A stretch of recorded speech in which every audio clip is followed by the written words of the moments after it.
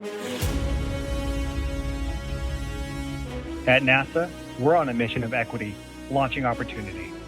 Equal opportunity to challenge and inspire. To learn and thrive. To reach those we've never reached before. To use science, data, and technology to advance equity. To shatter boundaries. And break down barriers across America. To create a better future. We hope you'll join us on this mission.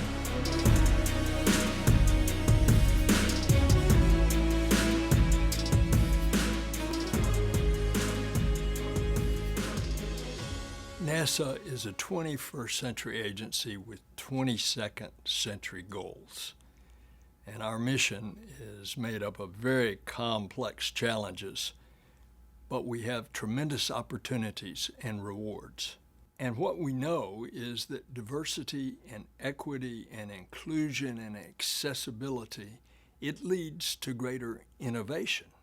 And our commitment to these values has encouraged our unequaled workforce to soar. Mission equity will help NASA's programs accessible to all Americans. It includes the historically underserved communities such as people with disabilities, veterans, students, rural Americans, small businesses, underserved urban areas, and communities of color. NASA is just a small piece of the Biden administration's efforts to advance equal opportunity, but we should lead the way. We need information from you. We want to thank you for your participation today, and please continue to engage with us. Because when NASA opens doors to talent that is previously left untapped, then the universe is the limit. I'm Sophia Marnell. I'm the president and owner of Alexton Incorporated. We've been in business officially since 2005.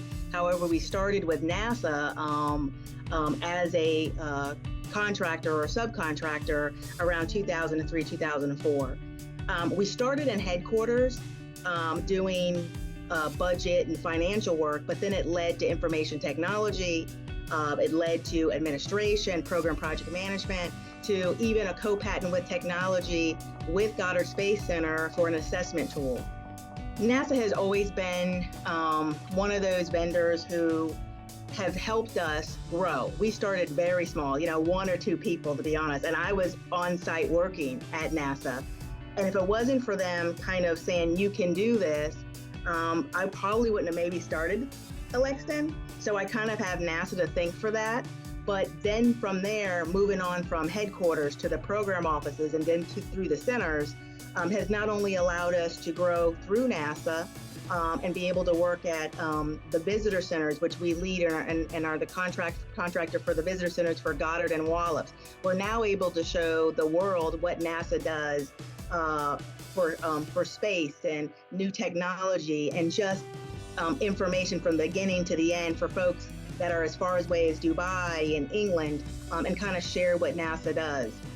We have partnered with NASA SBA, who has been the forefront of allowing us to understand not only how NASA does in helping small business, but what we need to grow and how not only how NASA can help us, but how we can assist NASA as well. So that partnership has really led not only to expand throughout NASA, but also, believe it or not, has allowed us to expand throughout these other agencies. Because we started at NASA, they taught us kind of as a small business, and especially as a diverse business, what it takes. And so we were able to kind of utilize that, which, believe it or not, has let us win a $300 million BPA at the Department of Energy amongst other contracts. So we've grown as a small business, but the right way. So we do have NASA to thank for that, and especially the SBA and the folks at procurement and learning the technologies that NASA has really assisted us. Being a diverse small business, there are challenges, and understanding what those challenges are is helpful to make sure that you are successful. And so I think that now, especially now in 2020, 2021, I talk to all small businesses to say that, NASA is one of those agencies that, as a small business and diverse, for diverse technologies, and you as a company is definitely the first part you should start. NASA is definitely helping small businesses, especially those of us that come from a diverse background.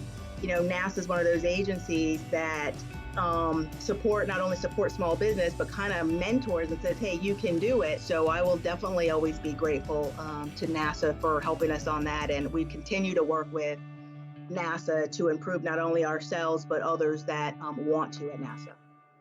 Hi, my name is Muhammad Rabia. I'm Associate Dean for Research and Graduate Studies at the College of Engineering at the University of Nevada, Las Vegas. I have been here since 1987, and we always had some form of collaboration with NASA on various research projects. I forgot also to mention that we are a minority serving institution for Hispanics and Pacific Islanders. In the last 5 to 6 years, our collaboration with NASA has accelerated significantly through primary interaction with Teledyne Brown, Lockheed Martin, who are major subcontractors for NASA, and also NASA JPL. These activities have been phenomenal in exciting students to join the college and seek collaboration with NASA. I have to say that out of federal agencies, NASA has the highest impact on young people.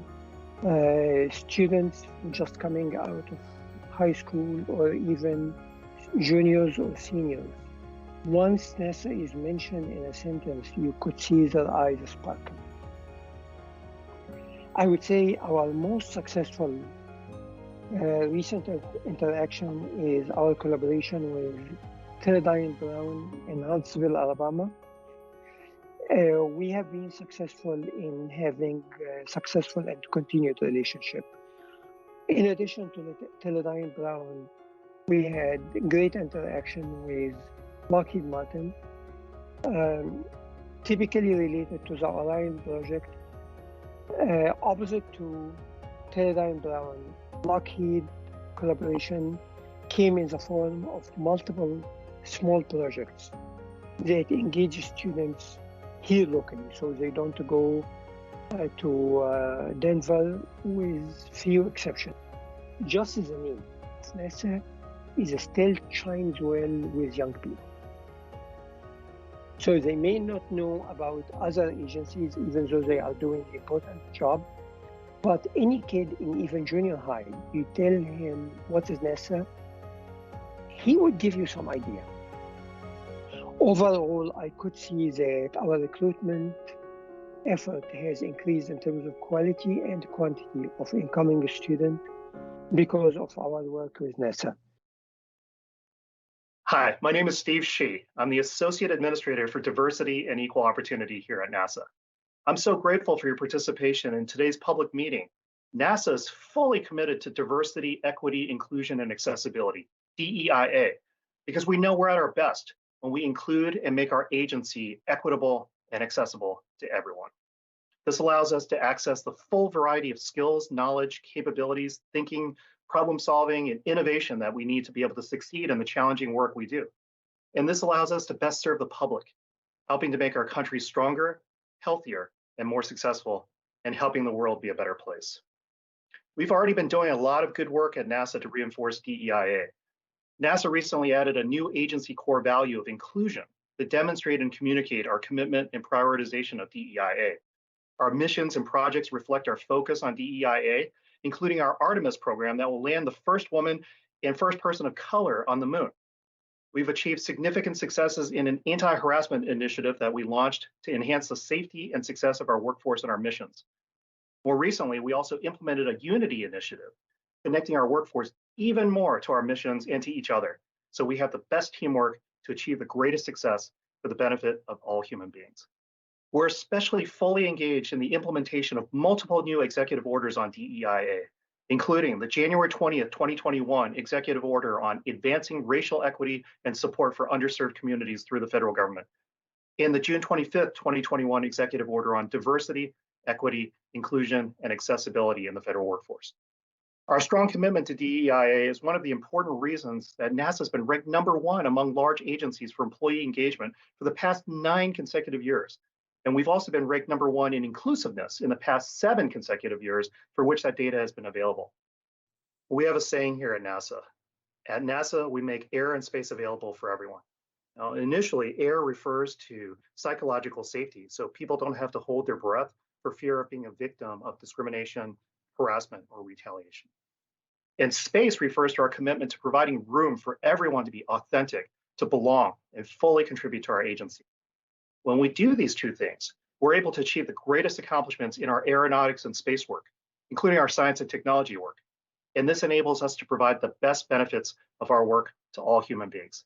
Thank you so much for participating and supporting our mission equity and DEIA work. And thank you for joining us in making air and space available for everyone.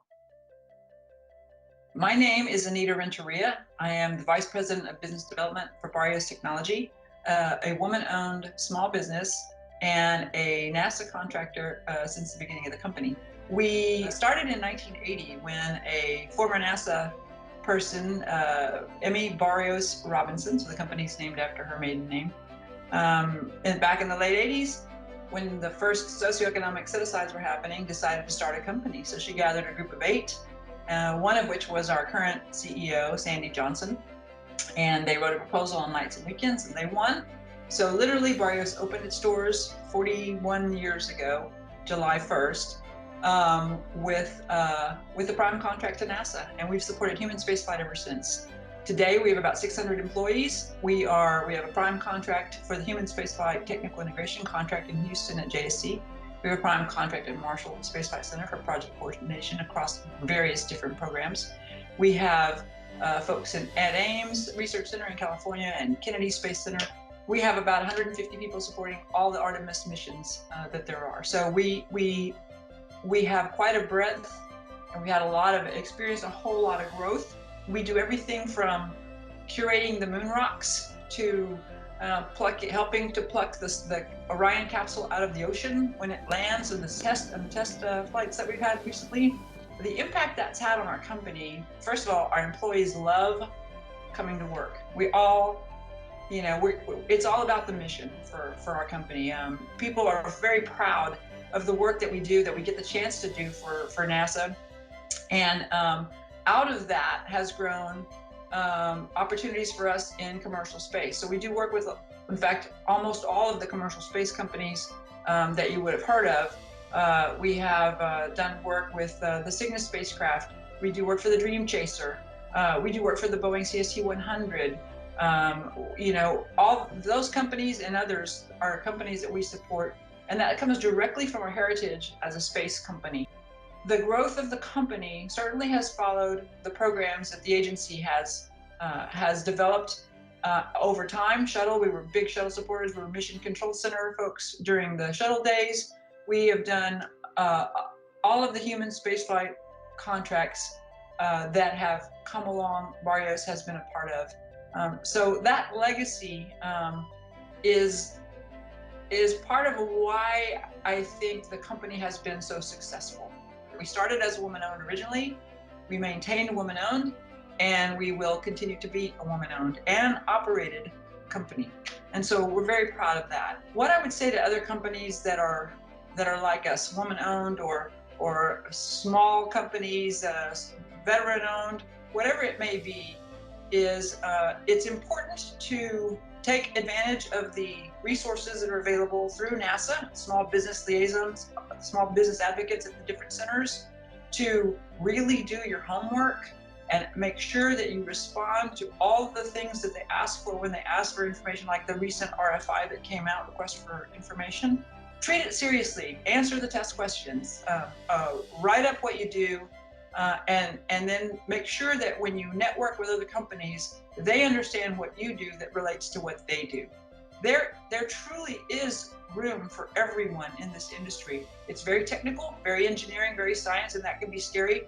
But all of those different technical areas have to be supported by different types of administration work, technical administration, or just administration, scheduling, cost, resource management, human resources. All those things are also part of getting the missions accomplished. So whatever your firm can do that fits in this very wide spectrum of services, there is a place for you within this industry.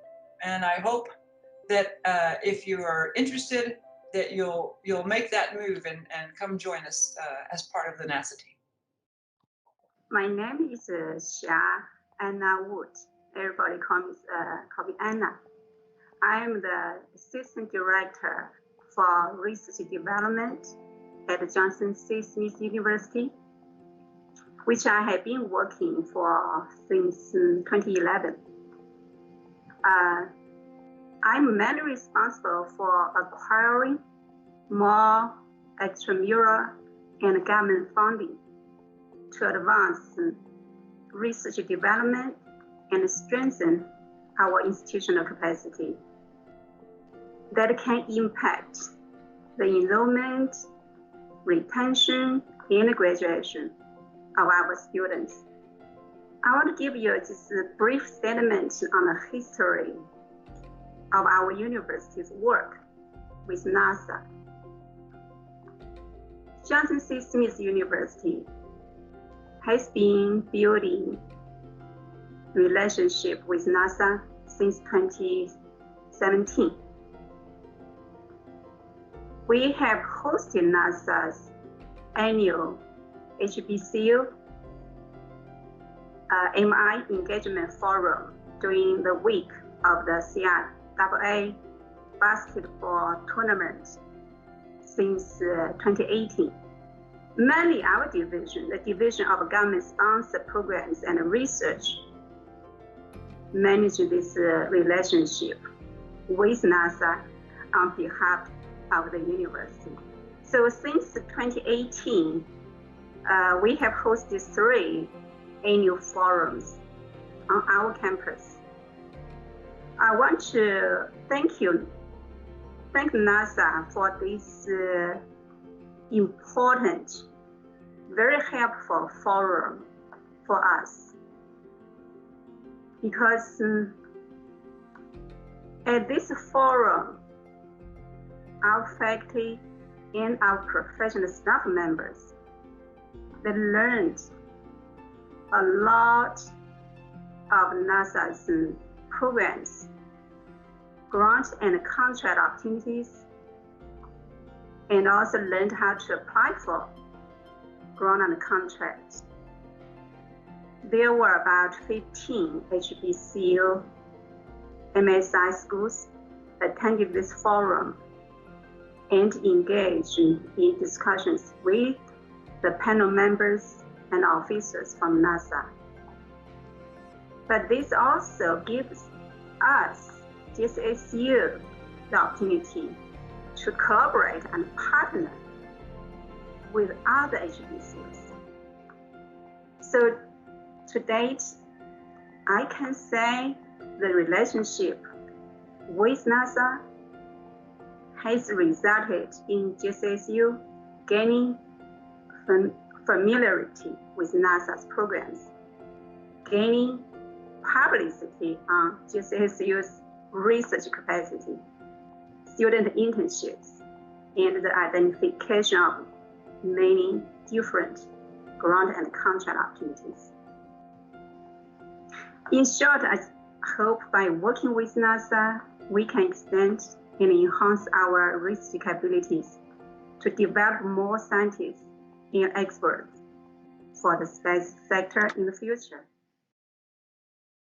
Hello, I am Carla Smith Jackson, the NASA Senior Procurement Executive, Deputy Chief Acquisition Officer, and the Assistant Administrator for Procurement. I want to take this opportunity to thank you first for considering the National Aeronautics and Space Administration, either by learning about our agency or exploring acquisition opportunities. Secondly, and more importantly, for giving us insight into the agency's response to Executive Order 13985, advancing racial equity and support for the underserved communities through the federal government, by contributing to our assessment and understanding of potential barriers that underserved and underrepresented communities, businesses, academia, and individuals face in NASA's procurement programs and grant opportunities. The fact of the matter is, while these are challenging and unprecedented times at NASA, it's an incredible opportunity to make a difference in the way we do business, with the potential to make an impact for years to come. Your ideas are critical to our success, and this effort will involve the whole of the nation, uniting the brightest minds of academia and businesses of all sizes and types.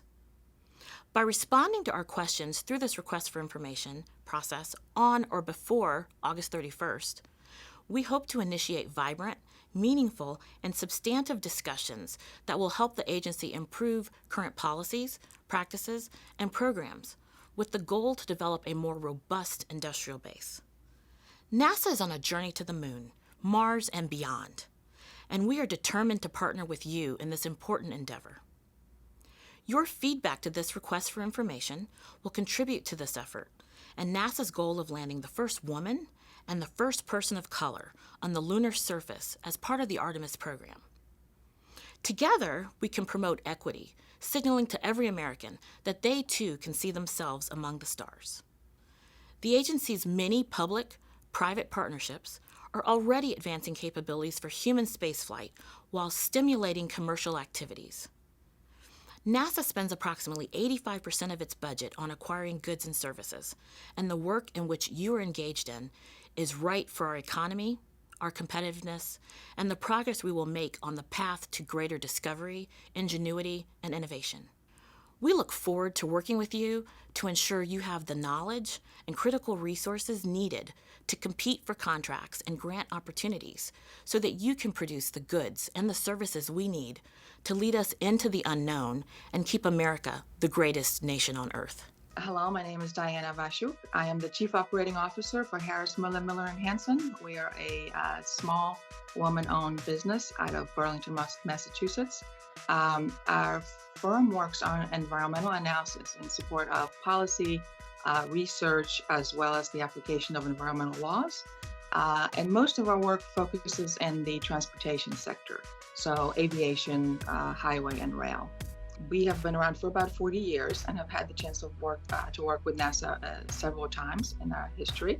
But most recently, in the last 2 years or so, we pursued a project that is supposed to look at the noise impacts of sonic booms of a new experimental aircraft, the X-59. This is a NASA project that has been ongoing for many years now, and we are now at a very exciting time when the plane is almost ready to fly, and our job will be to follow it around the nation to a few sites and record its flights and the noise it makes, and see what kind of impact that has on local communities. The way that I think we positioned ourselves to have a relationship with NASA, which of course isn't easy because every company in the world would like to work on exciting and innovative projects like that, is that we hire a variety of folks in all areas of expertise.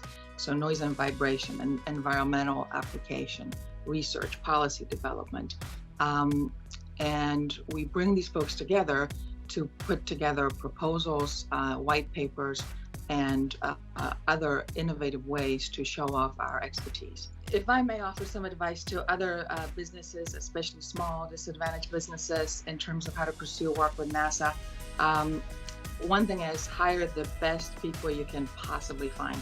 Make them be of various backgrounds, make them have different risk tolerances, make them be interested in different parts of the science in whichever business you're in, and then really focus these folks for a while on understanding what NASA's mission is, how it relates to budgets, how it relates to what you do, and then just be persistent. Write write proposals, write articles, go to conferences, get to know as much as you know about the people who work on NASA's programs. I think that the sort of opportunities that working with NASA creates for folks entering the market, the labor market, are just so exciting that it's hard to overestimate the impact of NASA on diversity. Really, the sky is the limit. And if you think about how hard these missions are that NASA has to accomplish, really, it can't be limited to any particular type of person to support it. It has to be a very technically and otherwise varied group of people. Hi, my name is Almisha Campbell, and I serve as the Assistant Vice President for Research and Economic Development at Jackson State University. I want to say that Jackson State has benefited greatly from our long-standing relationship with NASA. From hosting the NASA Technology Infusion World Tours to NASA Days at JSU, to funding received to establish our NASA Resource Educator Center, and the Innovations in Climate Education Cooperative Agreement, and the NASA Shared Services Mentor-Protege Agreement. That NASA Mentor-Protege Agreement has helped us greatly in terms of using that experience to position JSU to leverage its capabilities to build relationships that's critical to ensuring high performance and efficiency. We also were provided with resources that helps us with HR and talent development at the student and faculty and staff levels.